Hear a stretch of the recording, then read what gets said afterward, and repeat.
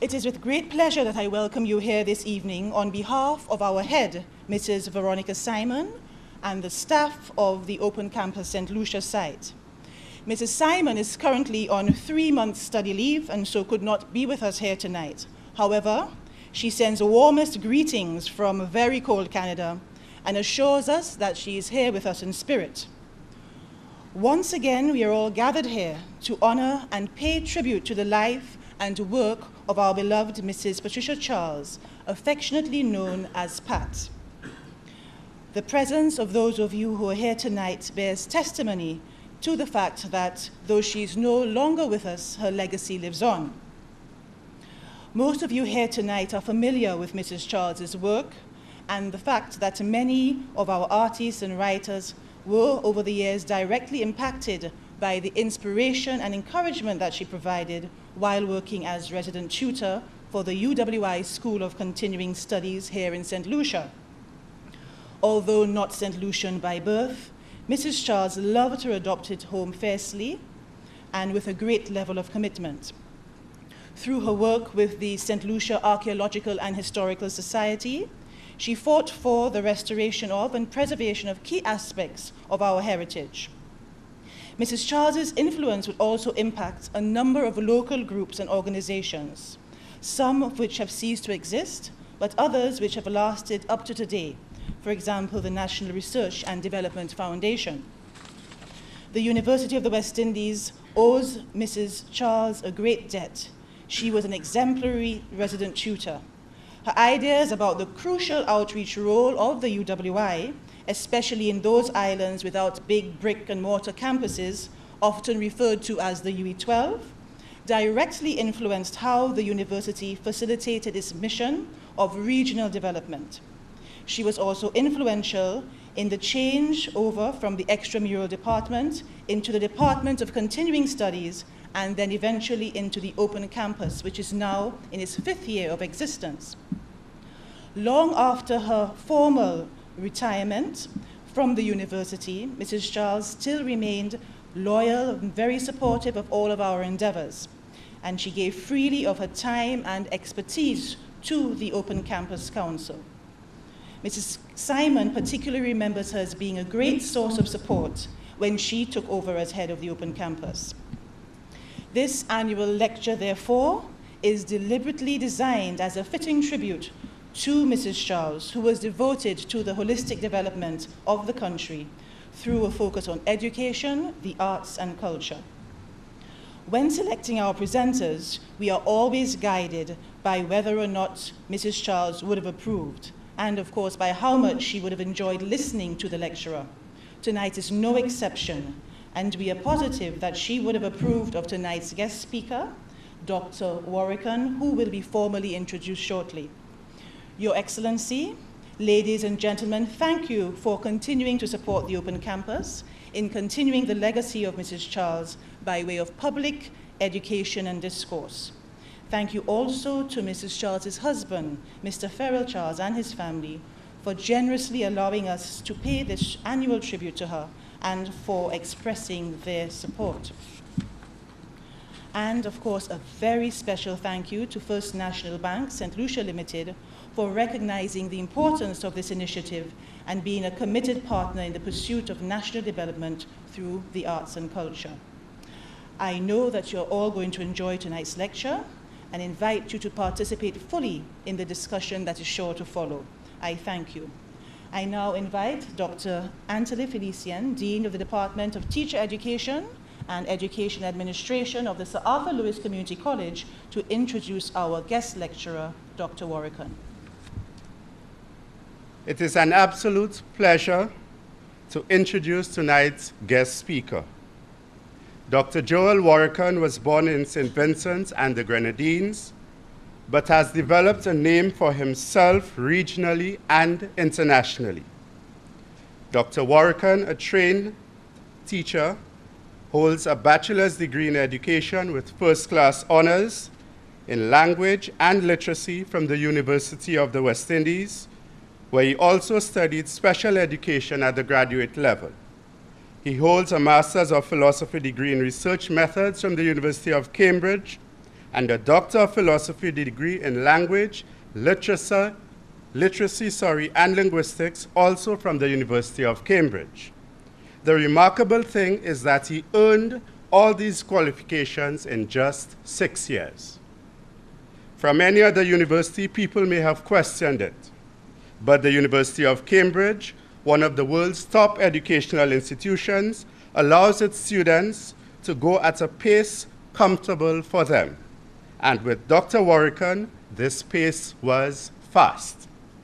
Dr. Warrican has taught at all levels from nursery to tertiary level, but perhaps his most outstanding contribution to education in the region is in his work as a teacher educator. For example, Dr. Warrican has served as the principal teacher educator for the largest ever regional literacy project, the Caribbean Center of Excellence for Teacher Training, CET, and he has facilitated many other training activities across the region. Dr. Warrican has also contributed to education in the region in administrative roles. He was the head of the Teacher Education Department at the H. Levity Stouts Community College in the British Virgin Islands. He was also on the administration team for the CET project. Indeed, his name is still well respected among classroom teachers who were involved in that project and those who make use of the publication that he produced in connection to this project.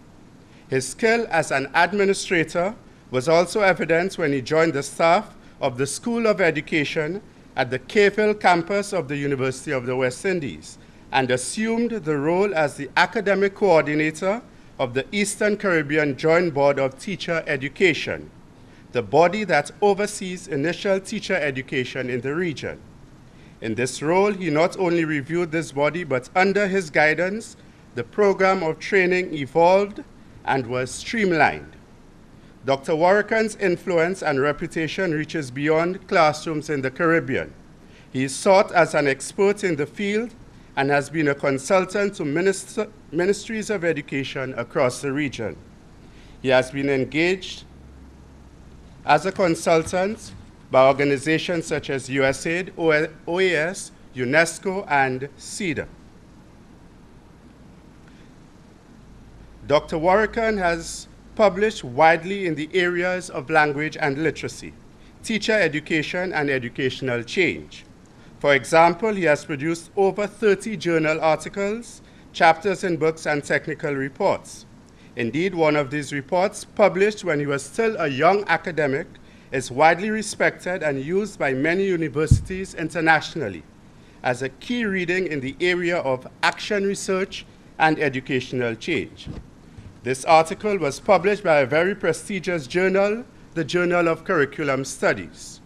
I mention this specifically because it is generally not easy to be published in this journal, but the high quality of his work as a young academic earned him this distinct honor. Dr. Warrican has also published several monographs and books. Indeed, his book, Hard Words, The Challenges of Reading and Writing for Caribbean Students and Their Teachers, is cited as a critical text that explores adolescent literacy issues in the Caribbean. His latest piece, entitled The Complete Caribbean Teacher with a Focus on Literacy, has just been released by Pearson Publishing Company. Dr. Warrican is indeed a Caribbean man, known for his work in language and literacy and teacher education from Belize in the west and down the island chain right to Guyana. And he is passionate about things Caribbean, including the notion that since they are our most precious resource, referring to the people of the region should be afforded the best possible chance of developing and becoming credits to themselves, their countries, and the region. But apart from his loyalty to the region, Dr. Warrican is a proud Vincentian. His loyalty to his country was seen when he put his very promising academic career at the University of the West Indies on hold to return home to work with the community college in St. Vincent and the Grenadines.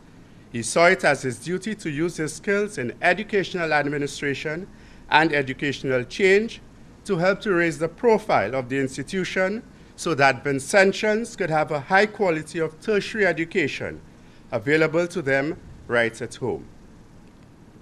Having said all that, I wish to advise you that Dr. Warrican is considered a thinker and somewhat of a visionary in the field of education.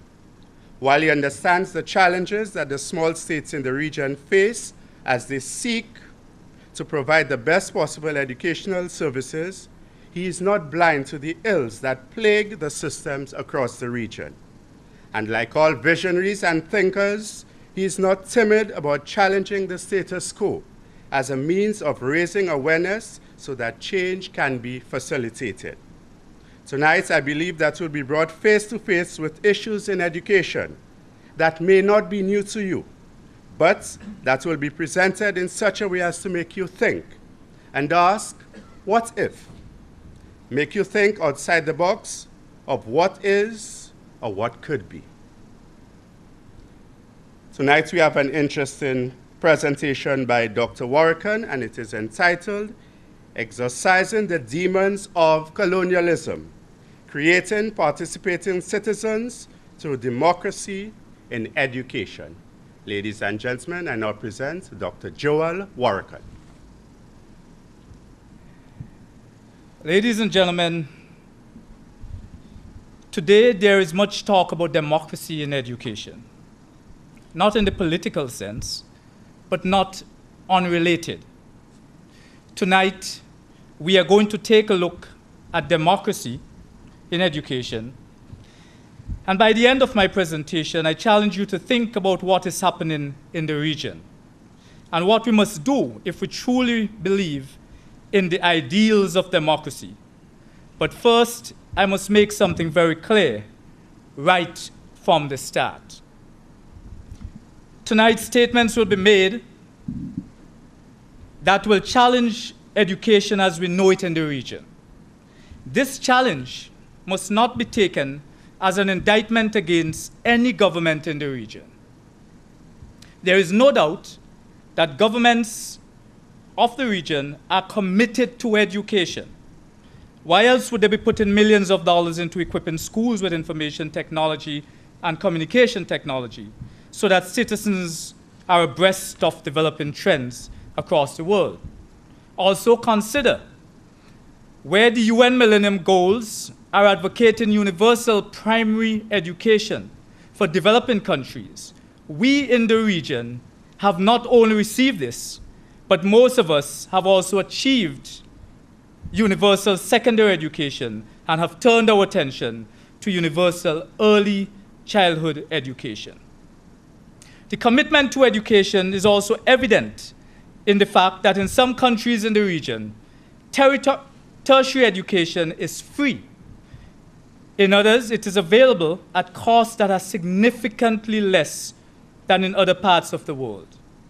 The commitment of the region's government to education is evident in the fact that across the region, the trend is for them to allocate between 15% to 20% of their annual budgets to this sector. This is all very laudable, but this does not mean that all is well. And while it is fitting to give praise where it is due, it is also unwise to overlook the ills, for it is only by bringing them to the fore, raising people's awareness of these ills, that dialogue can begin towards finding a way to effect positive change. It is in this spirit that tonight we will explore the topic of democracy in education. To do this, let us start by examining some questions which highlight some of the ideals of democracy and help us to think about what is happening in our schools today.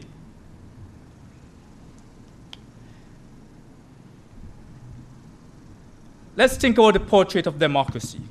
Let's look at this. For fair selection, everybody has to take the same exam. Please climb that tree. And if you look at it, there's a monkey in the corner here, and he has a nice smile on his face. Because how fair is this? How is the elephant going to get up there? In comparison to the monkey and the bird. Is it fair when in this name of equality, all students write the same examination at the same time. That is the point I want to get across. The point of the cartoon displayed here is that all the animals have different characteristics and abilities, just like students in the classroom. When we ask them all to do the same thing in the same way, as is illustrated in the cartoon, we may be accommodating some while disenfranchising others. Is that fair? Another condition that is evident in education that flies in the face of democracy relates to the issue of freedom. Let's have a look at this one. And this is the teacher. I expect you all to be independent, innovative, critical thinkers who will do exactly as I say. And many of us in here are educators. Think about what happens in the classroom. Students are not able to challenge teachers because it is really a do as I say attitude. And then the issue of freedom. How free are our students to choose academic tracks? We have very bright, intelligent students who are forced into science, who are forced into the arts, because these are the tracks that are seem to be the ones that students should go into. So it seems that students are free to choose as long as they choose what their teachers suggest. How tolerant are we of individual differences if we label students based on their performance and on a test? How tolerant are we when we herd those who do not meet some arbitrary standard into holding areas that we call schools and bid time until they are no longer eligible to be in school? How tolerant are we when some of us as teachers get upset when we are asked to teach certain classes that we believe are not bright enough to merit our attention? And then the issue of respect. On a regular basis, teachers talk to their students about respecting their elders, respecting others. But are we showing the example? Are we role models? Is respect really shown in the educational sphere? What about when we fail to show respect for the views of the students if they differ from ours? How can we talk about respect when parents cannot visit their children's school to ask about their children's progress or question something that their children are doing? In fact, in some schools, parents are only welcomed at a summons from the school, often merely to complain about their children. Parents are expected, when they visit their children's school, to arrive cap in hand, to listen to what the school has to say, promise to do better, and leave. If they should challenge what is being said, what they get is attitude, certainly not respect. Where is the respect when we talk down to parents and sometimes publicly chastise them for whatever reason? When we try to correct them every chance we get, just to show that we are better than they are? Where is the respect when we invite parents to visit the school and then make them wait, uncaring about the other activities they may have planned for the day? It seems to me that schools are hell-bent on putting parents in their place. Then they complain when no one shows up for PTA meetings or bake sales or any other events which the school is trying to get funds out of parents. These characteristics that appear to be overtly or covertly eschewed by schools are among those that are the bedrock of democracy: fairness and justice, freedom and choice, tolerance and respect. Democratic principles and ideals speak to the engagement and inclusion of people in matters that affect them. It is about ensuring that all involved in a situation have a fair opportunity to be heard and to be nurtured. In the political sense, democracy is about acknowledging the right of the individual to participate in decision-making in one's political affairs. In a similar sense, democracy in education is about the right of all stakeholders to participate: students, teachers, parents, education officials, for the benefit of all. It is about doing these things without violating the rights of others, without hindering the progress of others. It is about empowerment rather than disenfranchisement.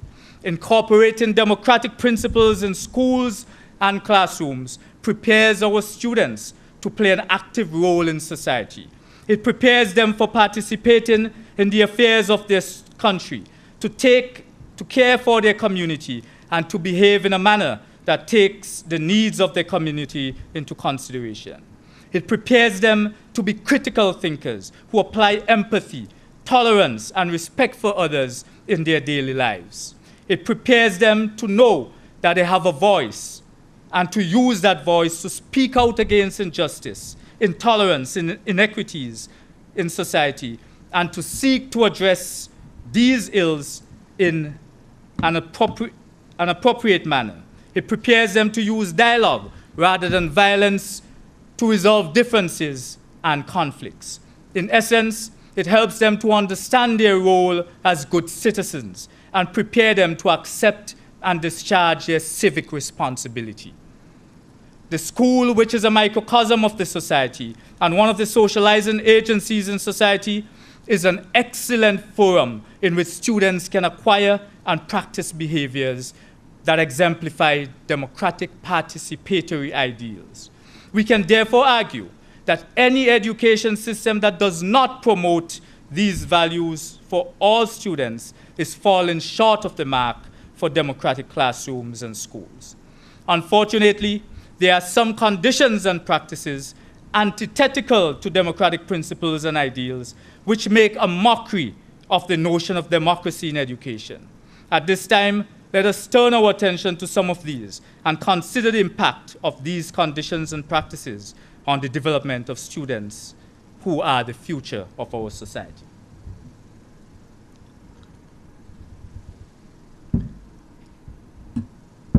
Consider the injustice that students endure as a result of some practices that are sometimes very prevalent in our schools in our region. For example, what message are we sending to students about their value and worth when we are frequently late for or absent from classes? When we ask them to do tasks and then do nothing with the work they have done, or collect it but never return it, or offer feedback to their efforts? What message do the students receive when we enter classrooms unprepared due to failure to plan? When this failure to plan leads to our inability to cater to the needs of our students, where some students, because of characteristics that make them different from the majority, are marginalized in the classroom and shut out from fully participating in classroom activities. You go into many of our schools today, you go in as a stranger, and sometimes you meet teachers on the corridors, chatting during class time, and they do not even pay attention that a stranger has come to the school. Nothing to stop their action. I have gone to see teachers, a young teacher, in the middle of her lesson. She stops, takes out her cell phone, answers it, and then calmly goes back to teaching. Is that the right model? In one country, I went in to observe a lesson, and there's a teacher teaching the worst possible lesson that anybody can see. And I'm wondering what is going on. The language is all over the place. The content is wrong. The teacher saw the puzzlement on my face, comes over to me, introduces herself, and says, "I'm the janitor. But bet your life I'm better than the teacher." Teacher does not come to school. That is the situation that some of us are facing in the Caribbean. And then in another school in the Caribbean, walk into this class, an 8-year-old with a strap over her shoulder, teaching the class, and the students are referring to her as Little Miss because she has taken charge because the teacher has abandoned the class.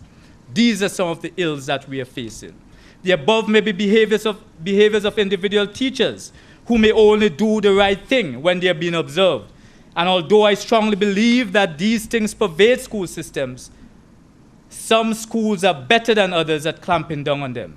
Indeed, in some schools, teachers would not dream of carrying on in this way because the students themselves would complain to the school authorities and to their parents. In some schools, teachers appear to be afraid of the wrath of the parents and their students.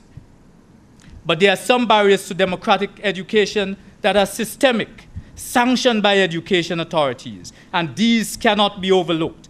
I must reiterate here that I am in no way attacking any government, but merely seeking to raise awareness of how some relics of the past continue to interfere with the future of education in the region.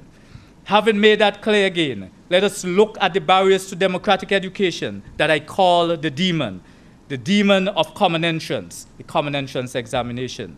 To me, the common entrance examination is just not a demon. It is the demon, or the mother of all demons. And it holds people in decision-making positions in its clutches, seduces them into believing that it is an objective means of transferring students from primary to secondary education, and blinds them to the injustice that it perpetuates in the society. It is so deceptive that people against whom the greatest injustice is perpetuated, the ones who are more likely to fail this examination or who are more likely to be parceled off to one of the least prestigious schools, are most likely to see it as a means by which their children can join the academic elite. And the clever demon allows enough of the children from these backgrounds to succeed and thus sustains the myth. Despite the fact that only a few children from the less privileged background realize the goal of joining the academic elite, it is enough to give parents a sense of false hope that next year it would be their child who passes for a prestigious school that would give them status in the society. Each year, more are disappointed than not. But to understand the injustice of this demon, let us take a look at its genesis and how it became so firmly entrenched in the region. We will do so by looking at a recent work published by my colleagues and I.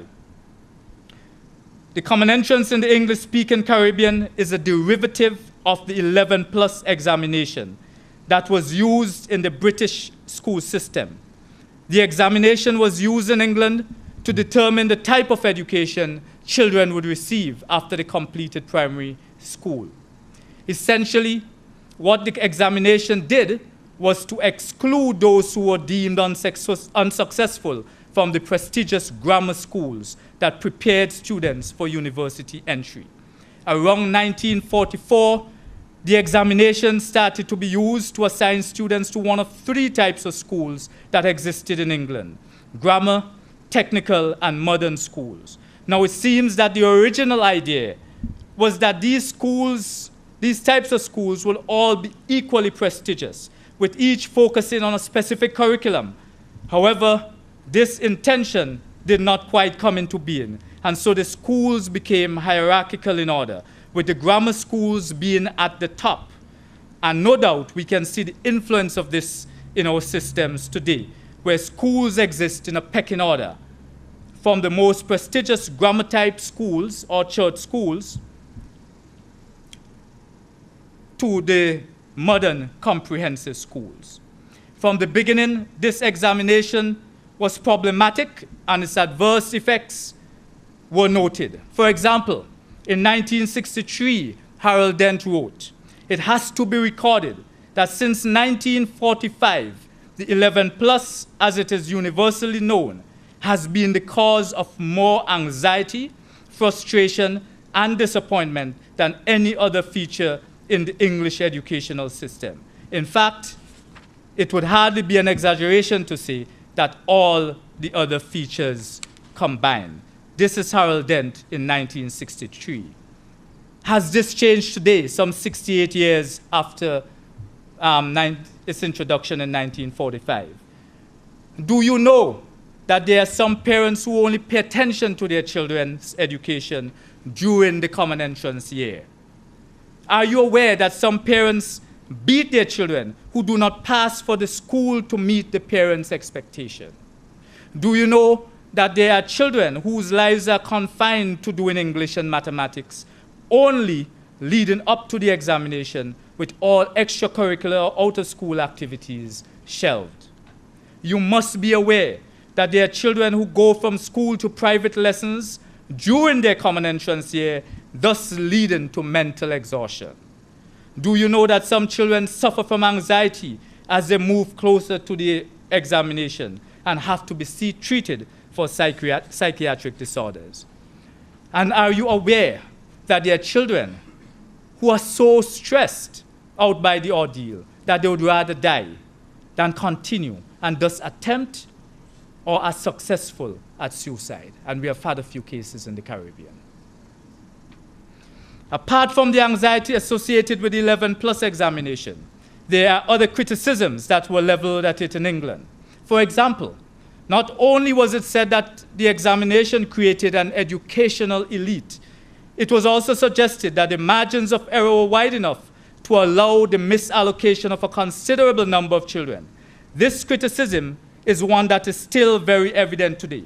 For example, based on the results for the common entrance, many of the region's students suffered the unjust act of being assigned to certain schools on the assumption that they could not meet the standards of the more prestigious schools. Indeed, based on these results, some students were not even afforded the opportunity of pursuing secondary education. Mercifully, the folly of these actions is brought to light with the advent of universal secondary education. But I think I should pause here to tell you a story, something that has happened in Barbados. There's a school, or there was a school called the Louis Lynch Secondary School. It was not a top school by any means. And for some reason, this school had to be closed. So it never got in the top students. These are students who will not have got to the Harrison College, the Queen's College, the Combermere, and so forth. And this school, the Ministry of Education had to close the school. The children were parceled right across the secondary schools in the country. So some went to the lowest of secondary schools, and some went to the Harrison College and the Queen's College, the Combermere, etc. A few years later, nobody was talking about Louis Lynch, because these children, who before were seen as failures, went through these so-called top schools, did as well as any of the children, and the story was forgotten. The point is, they got a second lease on life, and they did well.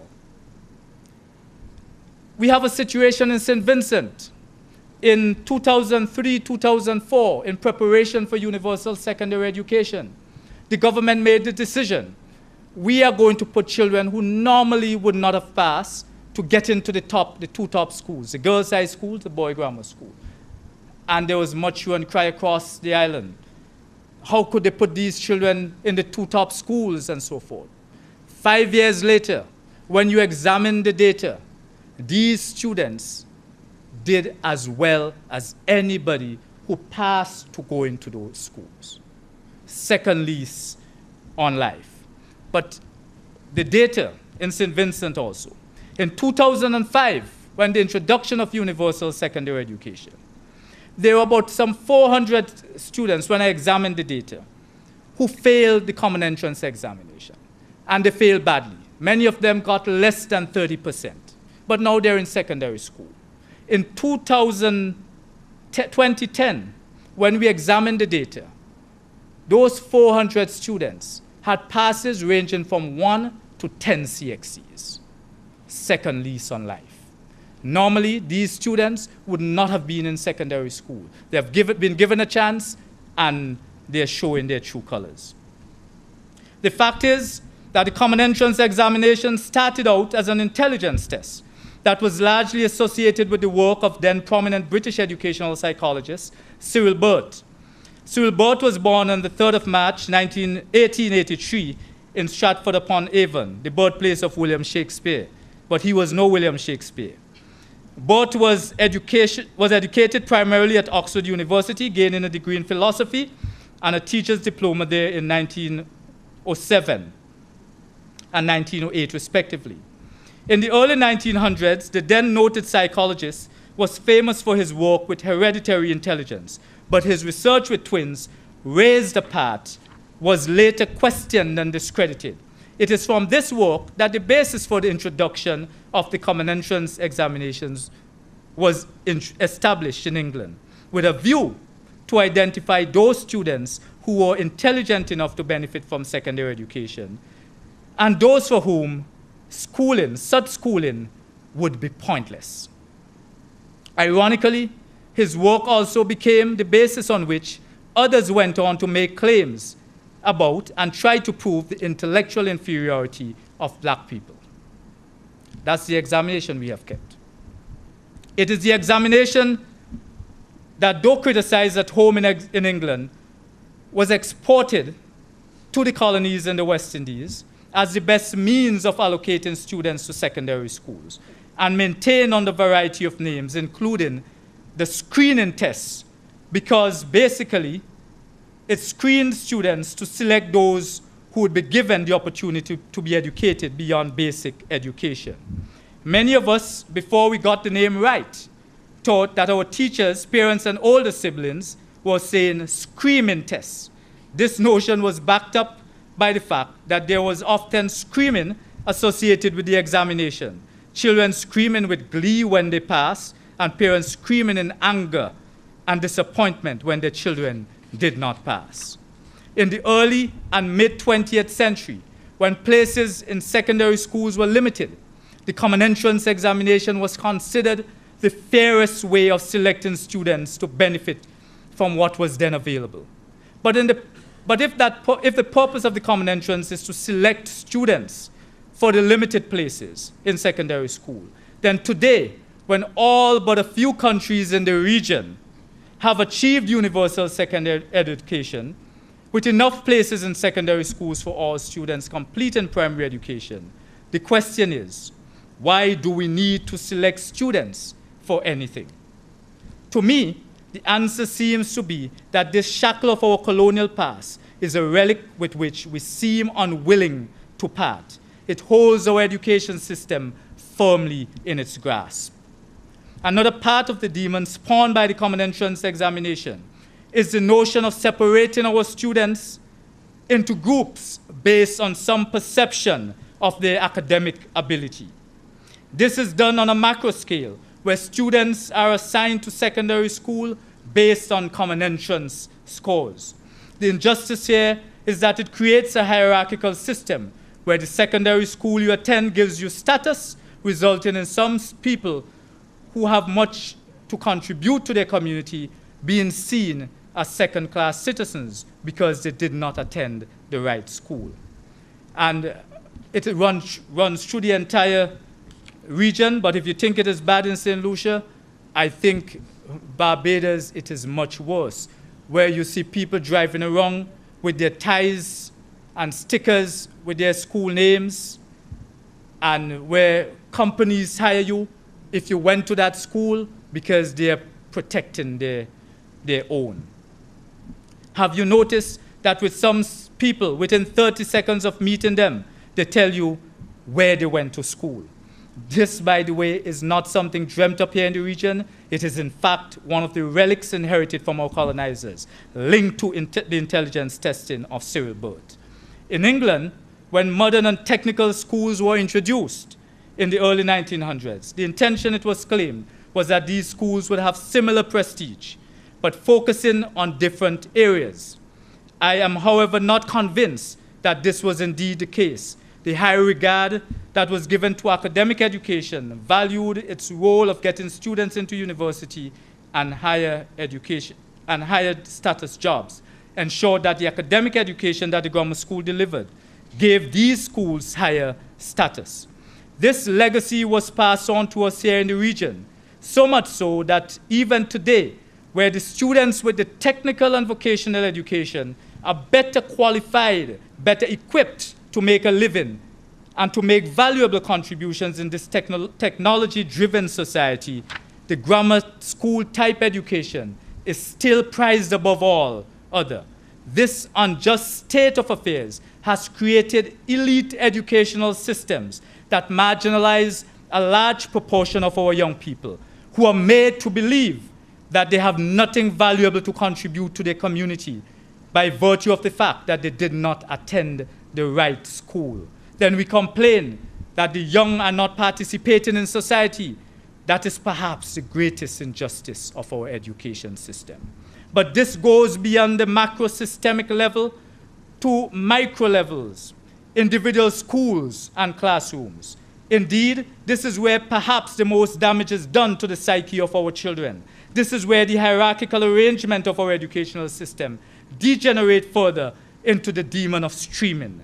Streaming is the practice of segregating students into groups defined by ability levels. Basically, when students are herded into schools based on their common entrance results, this is a form of streaming. And if this is not bad enough, students are further streamed within the schools, even though there are outward moves by ministries of education to eliminate streaming in the schools in the region. The extent to which streaming is entrenched in the education system in the region can be illustrated by the fact that even in cases where streaming is not practiced on the school level, teachers have the tendency to group students in their classes according to ability. Streaming, I must say, has no useful purpose, and the research is clear on this. And though it seems commonsensical to group students in that way, it lacks educational logic. Any teacher who has taught a class of all weak students will testify to the fact that it is counterproductive. Imagine hearing the heart-rending comment of the 5-year-old who announced that she was in the dunce class at school. Also telling is the classroom in which the teacher had two groups, one in front of the chalkboard, benefiting from the instruction, such as it was, and the second group behind the board, where in the words of the teacher, they cannot read. These outcomes of streaming are serious enough for parents to do whatever they can to ensure that their offspring do not find themselves in the undesirable low stream. What is noticeable is that the majority of our students in the lower streams in the schools are from the lower socioeconomic bracket. This is not surprising when one considers that it is what is often required to be placed in the high streams. It is not uncommon for parents to seek extra tuition for their children. But of course, this calls for financial resources. And it is less likely for parents of students in the low socioeconomic bracket to have such funds readily available. Of course, many of them will make the sacrifices. Because of this lessons phenomenon, students from the lower socioeconomic group, when they find themselves in the lower streams, have little chance of breaking out. The notion of a lessons phenomenon draws attention to another undesirable development related to streaming. Classroom teachers who supplement their income by teaching extra lessons after school using school facilities. There are increasing cases of teachers offering to provide extra lessons after schools for a fee. While I'm not against teachers supplementing their income, nor am I suggesting that there is no need to provide extra lessons for those who need it. Sometimes the manner in which it is done can only be described as extortion. For example, in some cases, teachers have made participating in fee-paying after-school classes compulsory by refusing to reteach during regular school time and do not cover content that was covered in these out-of-school time sessions. It is almost as if some teachers unscrupulously take advantage of parents and their children's fear of ending up in a school or stream that would diminish their status in society. But as with the other relics that shackle the education systems in the region, streaming has had and continues to have adverse effects on the Caribbean. Like the other practices discussed above, this promotes conditions such as inequality and elitism in the Caribbean societies. In communities as small as those in the region, such divisions serve no useful purpose and should be exorcised from our system. But for this to happen, what really is needed is strong leadership, both at the macro level, that is the Ministry of Education, and at the micro level, the schools. Why do I say this? Because I believe that these demons are perpetuated because ministries in the region are not strong enough to renounce the injustices and inequities that they create. Many in these ministries went through these colonial systems, experienced a measure of success, and consequently are blinded to the negative effects of some of the conditions. Consider what often happens when teachers discern that students are disengaged in the classroom. Rather than seeing it for what it is, an attempt to preserve dignity, they label students as rude, disruptive, and impetuous. And I'm not saying those do not exist in our system, but sometimes it's really a cry for help. Teachers impose harsh, unfair punishments that often exceed the seriousness of the behavior being punished, especially among students who are in the lower streams in schools, thus alienating these students even more. And what is more, some principals are seemingly too weak to handle these matters effectively. They seem to be in a state of helplessness, caught between teachers' threats of union involvement, ministries' manipulations, and parents' on-calling programs. In fact, across the region, there are principals who are not really good as principals. Some are given principalships because they were excellent classroom teachers. But an excellent classroom teacher does not necessarily make a good administrator without proper guidance and support. Indeed, it seems that ministries of education in the region may also feel this way when we consider the level of interference sometimes in the day-to-day running of schools. It is as if they employ the principals, but they do not trust them to effectively assume the role of leadership of the institution with which they are in charge. The apparent paucity in leadership creates and perpetuates conditions in our schools that are oppressive. First, to our teachers, who often then take out their frustrations on students. These oppressive conditions are antithetical to those needed to produce young people who are able and willing to discharge their civic duties to their country and the region. Unless we think otherwise, I must point out that this system of educational leadership is also a relic of our colonial past, a part of the demon that must be ripped out of our system if we are to create more equitable conditions for our students.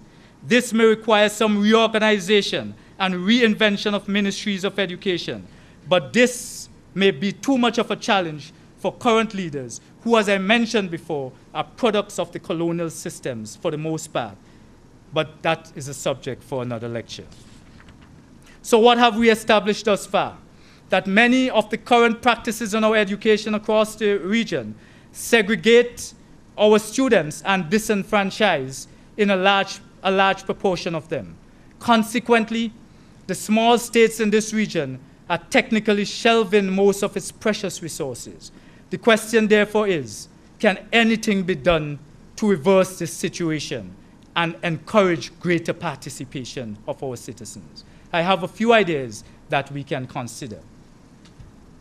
I believe that we must remove the common entrance examination as a selection tool for assigning students to secondary school. I'm saying that while at the same time the ministries of education are inviting in the CXC to do the assessment. Now, I must say, CXC is a great institution led by a great scholar, but the problem is not one for CXC to solve. The problem is one to be solved within the Ministry of Education. So I'm not suggesting here that there's no need for an exit assessment at the end of primary phase of education. It is indeed desirable to assess the academic status of each child moving into the next phase of education. What is undesirable is the use of the assessment activity to separate children into groups that then receive inequitable treatment by perpetuating the myth that only the so-called academically able are valuable to society is to lose out on the diversity of talents that exist among our young people. And that, ladies and gentlemen, is a great tragedy. We also have to eliminate streaming and conditions that promote hierarchy among our schools. With the restructuring of secondary school transfer policies to a more equitable system, the creation of hierarchy among secondary schools should be eliminated. But this would not necessarily take care of the problem of streaming within the schools. Those who want to perpetuate the elitist system would no doubt still maintain A, B, and C streams within these institutions, and the C streams would still be disadvantaged. Again, I'm not suggesting that students of different abilities simply be placed in the same classroom and taught in the same way. This would frustrate both teachers and students. I'm though suggesting that schools be arranged so that all students get what they need to increase the chances of them experiencing success. For example, if we have mixed ability classrooms, then teachers need to be trained to work in such an environment and need to have the resources to do so. That is what the SET project was about. They must be trained to get all the students to learn, regardless of their diverse characteristics, background, or ability. We must help our students to think critically. In my field, I go beyond thinking critically to developing critical literacy. This leads to the third point of promoting critical literacy. Perhaps one of the most powerful ways of promoting democratic values relating to participating in the affairs of one's community is through the promotion of literacy. You may notice that when agencies such as UNESCO argue to improve opportunities for participation in social, political, and economic affairs of countries that are working towards development, one of the chief concerns is related to empowering people through literacy. This is no minor consideration. A truly literate population is a force to be reckoned with. But what are we talking about here? Here, literacy goes beyond the ability to read and write. There are many in the region who have these skills, but who are still not operating at optimum levels. No, here we are talking about critical literacy.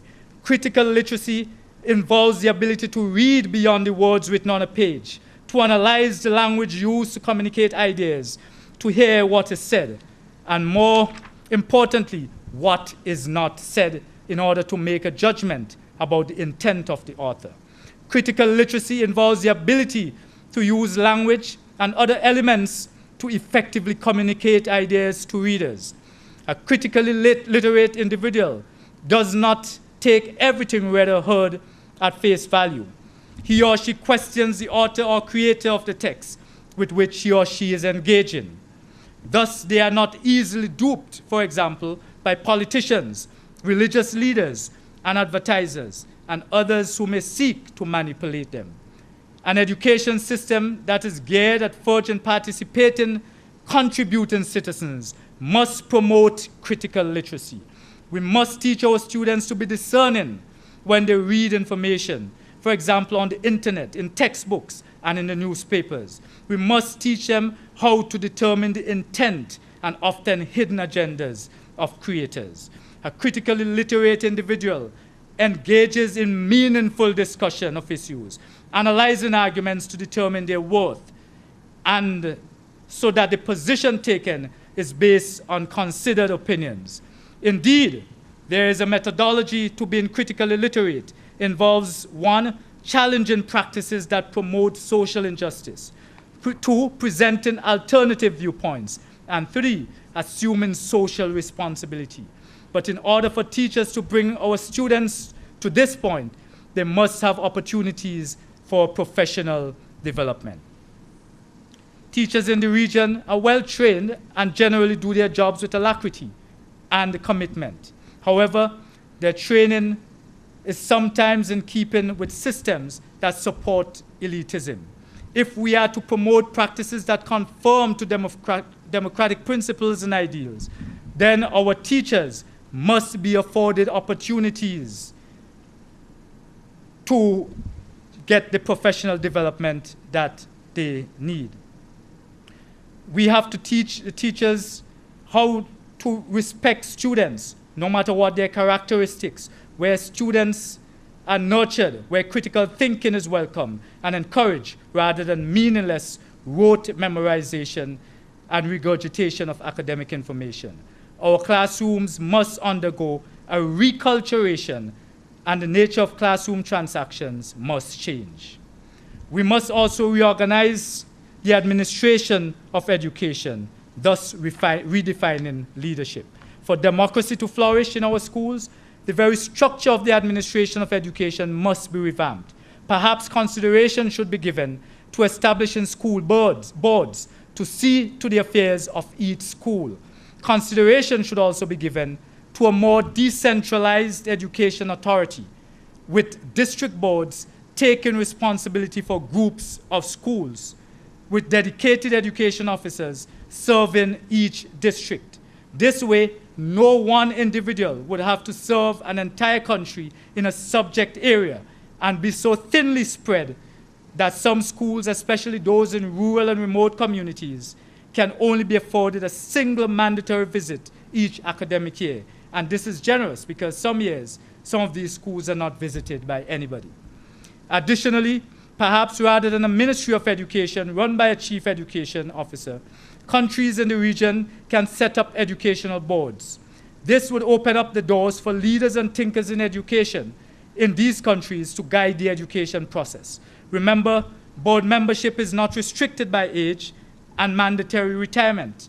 Therefore, people who are no longer in the formal education system, but who still have something to contribute, can serve on the board.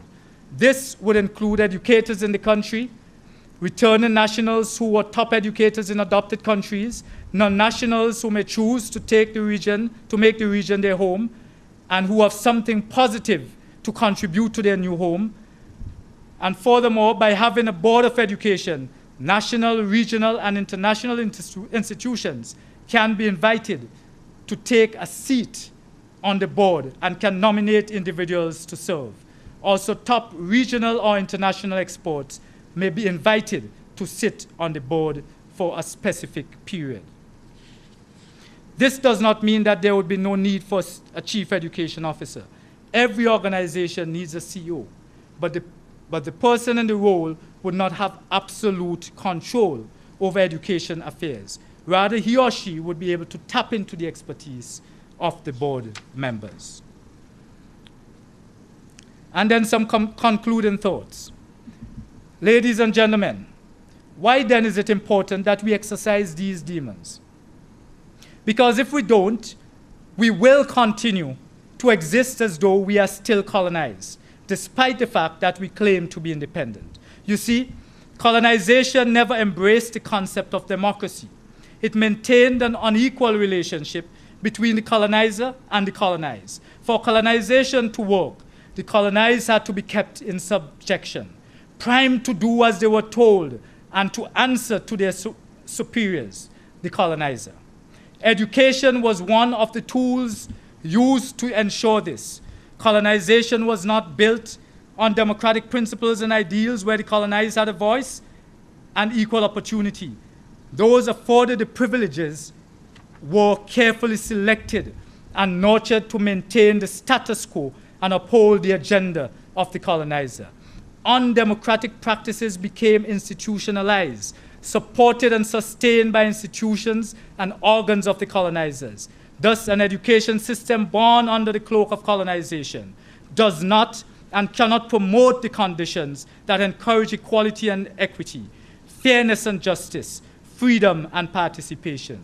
These relics of our colonial past continue to do what they were designed to do: create a stratified society, marginalizing and silencing the majority while elevating the few.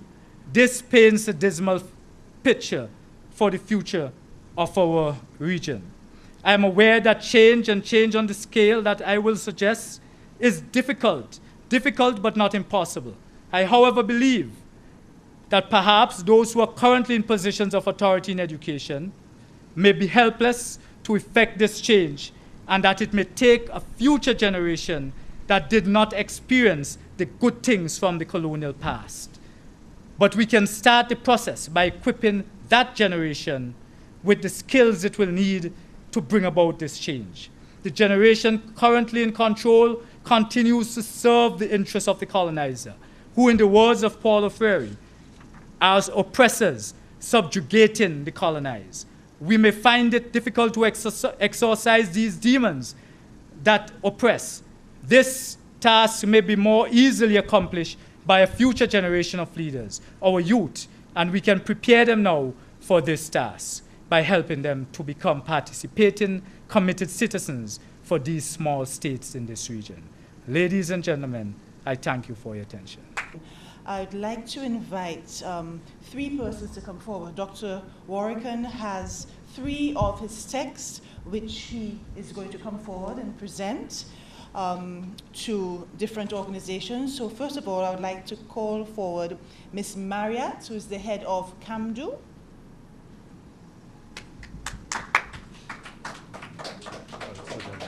Sorry? And also the language arts specialist at CAMDU to receive a book from Dr. Warrican. It's called The Complete Caribbean Teacher, Literacy by Dr. Warrican.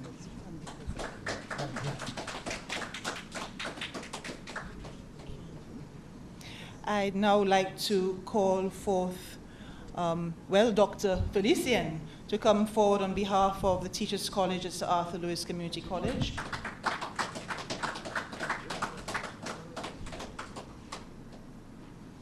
And also the Deputy Permanent Secretary in the Ministry of Education, Ms. Marietta Edward, to come forth and get a text for the ministry as well.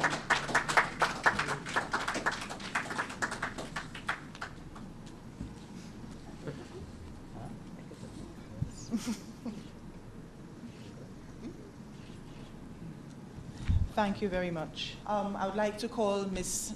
Naima Francois to come forward and make a presentation, thanking you for your wonderful lecture tonight.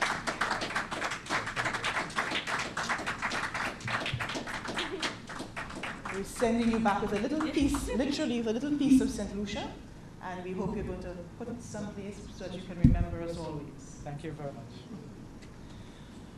All right, as we come to the end of the evening, I would like to say thank you to a number of persons. Evenings like this, of course, always involve a number of persons helping us, persons who rally around to assist and support the open campus.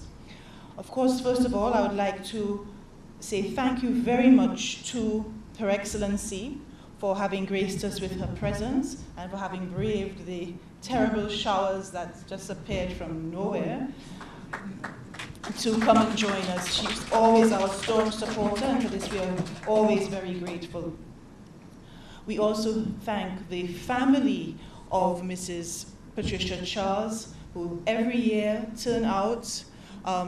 We missed Adrian this year, but we know that he's very, very busy, and I'll put a little plug for his Word Alive that begins tomorrow evening. That's why he's not here. But they always support us, and we are very happy that you are here to support our efforts to honor your wife and your mum. Thank you also to Dr. Anthony Felician for doing such an excellent job, both in terms of his introduction of Dr. Warrican and the moderation of the discussion that just took place. We thank First National Bank, and in particular, Mr. Robert Favre, who is here with us tonight. Again, First National Bank stands by our side all the time. Without their support, we would not be able to host the evening as well as we do. And we thank you, and we look forward to years of support from you. Thank you very much. I'm just making sure I haven't forgotten anybody. Of course, we always must thank the staff of the Open Campus.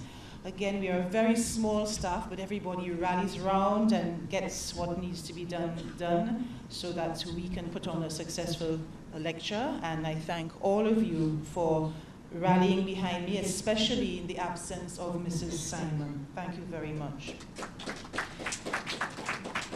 Bay Gardens for really scurrying around, because there was a conference in here up to and I think beyond 5 o'clock, and yet they managed to whip the room into shape and to host us as they always do, and for that we thank them very much.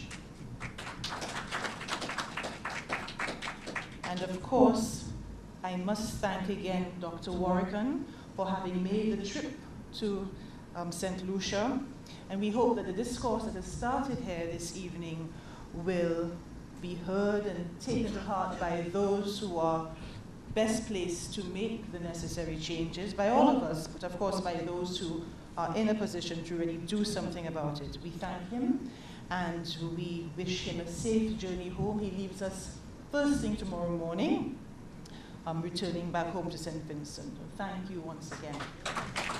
And of course to all of you, our regular patrons who come every year after year to support us and never fail to come, no matter the weather. We thank you all very much. Our lectures are nothing without you, and we are very grateful for your steadfast support.